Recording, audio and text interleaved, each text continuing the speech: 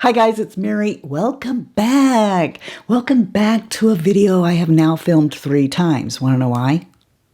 Keep watching. Like, this is the 3rd time now that I've tried to film this video. First time, microphone is across the room, and I was all over the place. Didn't have a clue what was going on. By the way, I'm not going to tell you what I'm using today. I'm just going to show you. The camera keeps shutting off because this camera is hooked up to the outlets. It's powered by electricity. The power keeps going out to the house for I don't know what reason. I don't know what's going on, but we keep losing power around here, and it's always right in the middle of either filming or editing. Finally, I get my stuff together, right? I'm able to film actually a whole video where like nothing went wrong, everything was perfect, and I go to edit it, and there's a booger hanging out of my nose. And then I filmed a second video. That video, I have lipstick on my teeth. I'm going to go ahead and edit and send that video out because it's not really bad. It's like toward somewhere in the middle of that video. I don't know. I did something and got lipstick on my teeth. And there are a couple of things that if you mention them to my brother or my husband, okay, pretty much any male. All right, let's be honest. Me too. Farts, burps. Okay, I'm 60. I'm never going to grow up. It's still always going to be funny when somebody randomly farts or has a booger hanging out of their nose. But not this time. Because I'm like, I get why you think that's funny. I really do. Okay? Because I would normally think that was funny. Also, this is what I'm saying to my husband and my brother who are making light of the fact that this has happened. Okay? But here's the deal. When was the last time that you didn't get paid, okay, because of that? When was the last time that it stormed and the power went out to your work and they said, well, we're sorry that happened, but you're not going to get paid, okay? So hubby decides he wants to go like on a vacation. Just a little vacation to knock something off the bucket list. And so that thing is the Grand Canyon. I love trains. If there's a train, then you can take it, then I want to do it. I don't know why. And I love the late 1800s to early 1900s stuff. So a flight's going to get there quicker, so we'll do that. That is going to be from Indianapolis to Phoenix, and then from Phoenix to Flagstaff. And then we'll get a car, rent a car, and go to Williams, Arizona. And we're going to stay at the Grand Canyon Railroad Hotel. When we get to Flagstaff, we're going to have 4 hours before we can check in Williams at the hotel. So we need something to do that's going to take up some of that time. So I'm on the computer looking for something. What is between Flagstaff and Williams that we can go do on the way? I find that right there outside Flagstaff is this place. It's called the Reardon Mansion. And I'll tell you what drew me to it. The windows in the recreation room. Because these windows are made of photographs, glass plates, photographs of the Grand Canyon and the Indians that were around there. So we pick up the rental car and we proceed to the route. And it was so weird because like right in the middle of Flagstaff, here's all these modern stores and a university and all this stuff, and then boom, right down in the middle of it is the 1800s, the late 18 to 1900s. It's right in the middle of it. The architect of this mansion, Charles Frederick Whittlesey, he was a famous architect at the time, and he designed with the Fred Harvey Company the El Hotel up at the top of the Grand Canyon where we're headed. If you know that and you check out the El, which this video does show, and that video is coming up next, but I mean, I'm condensing here. I'm leaving out, what happened at the airport and all this other stuff, but, just know that I've made a video that you've not seen yet. You kind of have to be there in person and look up toward the ceiling at how the wood joined together and stuff, and the design of inside of the stairs or whatever like that. Little subtle things like that are the same as the Reardon Mansion. We weren't allowed to shoot video inside of there, I guess, because if you can put that video up of the tour, why would you pay to go do the tour maybe? I don't know, but so I'm like snapping all through this thing. I've got like over 200 pictures and all this narration that I want to do. And that part of our trip is going to get its own video. I probably won't put it up for everyone to see because I doubt that all of you are interested in that. But my family will be I'm interested in preserving it, and my mother for sure wants to see this. I know my sister would love it, and my aunt would love it. My vlogumentary thing on the vacation, whenever that's up, and I don't know if it'll come before this video or not, but I'll put links below that video so you can go read about it if you want to. So by the time we got to Williams, got settled in our room, we go down to the Fred Harvey restaurant, which we still don't understand at this point the significance of Fred Harvey. I do now. Now that I'm home, I've actually looked up who the heck is Fred Harvey. Because everywhere you go, Fred Harvey, Fred Harvey, Fred Harvey. Okay, so if you don't know, because I have found after we got home that a lot of people that I've been talking to, because I'll ask people, you know who Fred Harvey is? Nope. Okay, well, before there was chain restaurants and hotels, there was Fred Harvey. So he like put up these lunchrooms. This is really general, because trust me, I know just about everything you could ever want to know about him now. I read a book on him when I got home. I thought that the Harvey girls were like his daughters or something. That must be that Fred Harvey guy's daughters or something. No, there's a whole story that goes with the Harvey girls, Fred Harvey and the Harvey girls. Yeah, anyway, we go to eat at the Fred Harvey restaurant, and when we get there, they closed. After we couldn't get fed there, we thought, okay, well, the hotel has a little bar thing right in it, and it gets good reviews. Let's go there. It's Spencer's. Well, for some reason, the chef, cook, they're not there that night. Okay, so there's no food at the restaurant that night. What are we going to do? Because I do not want to go on Route 66 yet. No, that was reserved for the next day. And it's like cheating. It's like peeking at your presents on Christmas Eve instead of waiting till Christmas morning. So let us just go over and pick up some McDonald's. We head out to go to the McDonald's, but we spied a Pizza Hut that was behind the Taco Bell KFC, and it is like a restaurant one. Remember the ones you used to be able to go into and sit down and a waitress would come over? That was Shy Guy, and my first date was at the Pizza Hut. Let's relive our first date. Let's go to this Pizza Hut and order pizza. Want to? Yeah, let's do that. So we go in there. And we immediately find out that, no, that's not. You can go in there and order a pizza to take home, but, you know, nobody's coming to your table to wait on you. And you can tell that this is not where people mostly go. Even at the other restaurants around there, you can tell. Most people, of course, go to Route 66 or eat in their hotels. There's nobody in there, but all of the ingredients for the pizzas have been setting out. And the people that are making the pizzas are like throwing stuff when we go in there. They having a good time, okay? Playing around in the restaurant because there's nobody there. Who am I to stop their fun? We order our pizzas, and I say pizzas because we on vacation. We're on vacation. Mary is going to eat an actual pizza all by herself. I get sausage, banana pepper, and pepperoni. He gets his usual, and we go back to the hotel. 20 minutes after we've ate, we're both sick. Yeah, we got food poisoning. Probably because nobody wanted to eat that food and had been sitting out forever and a day, and I don't know, I'm just guessing. I don't know what the real deal is, but we was sick. Tomorrow is Route 66 day. We can just get up whenever because we're going to spend the whole day on Route 66. We'll surely be okay by then, so we'll just sleep in. Whenever we get up and feel better, we'll go on Route 66. So we both fight over the toilet all night, and we, go to bed the next day, wake up. My stomach still feels a little uneasy. I don't think I can handle a full Fred Harvey buffet. So let's just go to the McDonald's and get an Egg McMuffin. Holy crap, this McDonald's, it charges $3 more for a sandwich than the one at our house. And I know this because we had to go back, tell you in a minute, okay? Had to go back later that night to eat something because by this point we're like, let's just eat what we know.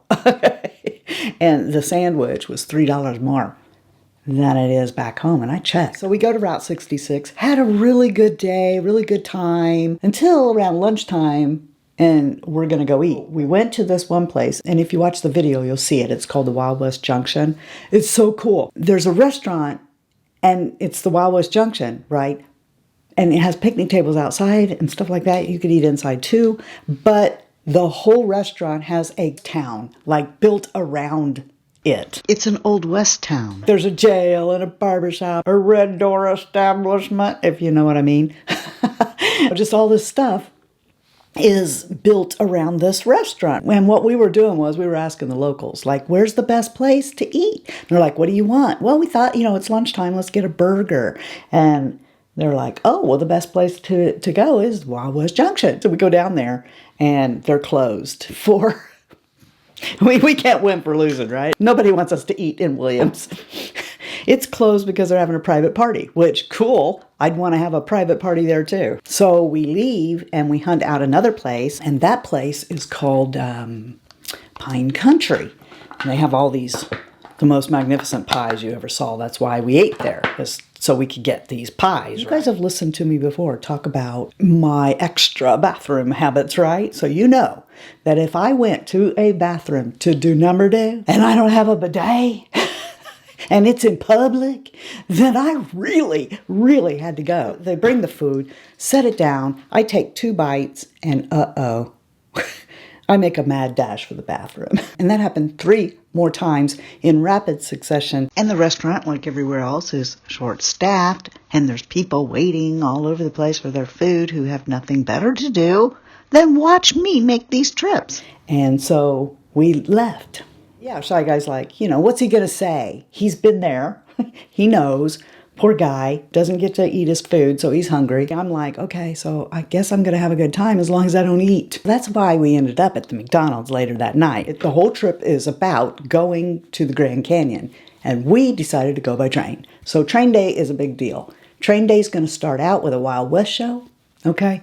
And I'll tell you what I didn't say in the video. I didn't show you this in the video. So you got these cowboys in this Wild West town, and the whole thing is they've been out on the town at the saloon the night before, and they are hungry and not feeling so good, okay? And they wake up, and Mama's had enough. Mama done left. So how are they going to get food now? Mama's gone. Well, they guess they could mosey up to the McDonald's and get an Egg McMuffin, except they don't have no money. Do you see what's coming?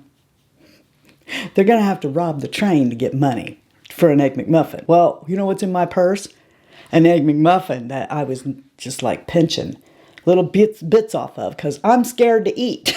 Now, when you get to watching this video and I show you on the parlor car, so I take you in the bathroom and I show you that there's this couch in the bathroom. You're going to know why that's funny now, okay? Because I was so worried that I would be sick on the train and ruin the trip, you know, because I'm like, oh my gosh, you know, what if, I mean, because what are they going to do? What are you going to do? Go, Mr. Conductor Man, I need to go back home. Can you please take me back to my hotel room because I'm sick? Well, they have a couch in the bathroom of first class. There was this woman that was hungover. She was riding the commode.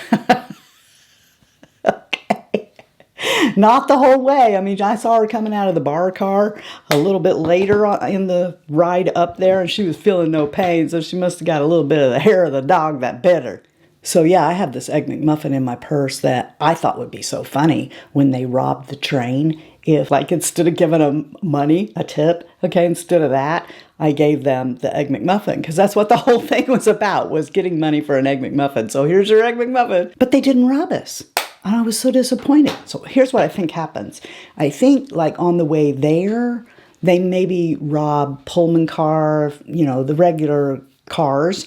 And on the way back, they robbed the first class, because that's where we got robbed. And I show that in the video. The next thing that happens is I actually have a panic attack. Looking back on it, it's hilarious. But at the time, it was not funny. Okay, I have a panic attack because of water. About 20 minutes before we get into where the Grand Canyon is, they start telling us on the train, you know, that we want to make sure that we stay hydrated. Maybe some of us are hiking or whatnot. They want us to stay hydrated. Make sure you take lots of water, take a gallon with you. They've got a gallon there. Even though I have a water bottle with me, I'm like panicked now because they keep saying this, and I'm remembering a story my mom told me. When they went to Pikes Peak, Dad didn't drink the water that he was told to drink because he didn't want to have to go to the bathroom. Well, he got dehydrated and it was just horrible. So I'm thinking, oh my gosh, they keep saying this, and this happened to Dad, and I'm going to get dehydrated and get sick. And I've already feel like I'm ruining this trip. I better go down and see about this water. So I get down there. Well, yeah, they're selling gallons of water, but they want $10 for it. What? I'm not giving you $10 for a gallon of freaking water. I decide that when we get there, we'll get some water. Okay, I don't know where yet, but we will. We start climbing the stairs to get up to where the Grand Canyon is, and I'm panicked. Halfway up, I've already drank all my water.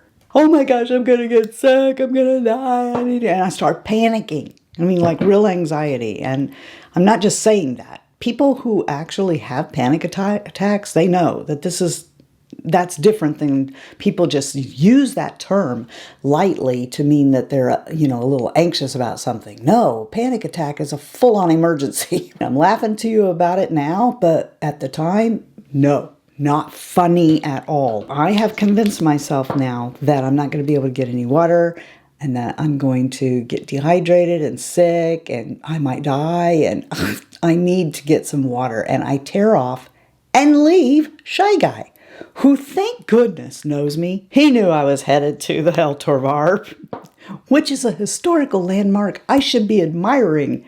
The Grand Canyon is right up at the top of these steps. I should be there going, oh, look at this beautiful Grand Canyon. But is that what I do? No. I have one mission in my head. That is to find water before I die. I need the water, all of the water, every bit of everyone's water. Give me your water, okay? I'm going to die. So I get up there and I run to the left, which is where the e.l.f. is. I run up those stairs like a mad woman and head into the e.l.f. And when I get inside there, on the right and the left are gift shops. The one on the left is smaller, so I figure I can get through the line of it quicker. And I go in the gift shop, I grab a bottle of water out of the refrigerator. I know I've got some cash in my pocket. I don't know how much, but I know I've got some cash. I'll run up to the little dude that's running his cash register with this bottle of water. And I mean, it's a good thing I didn't open it because I didn't have enough money.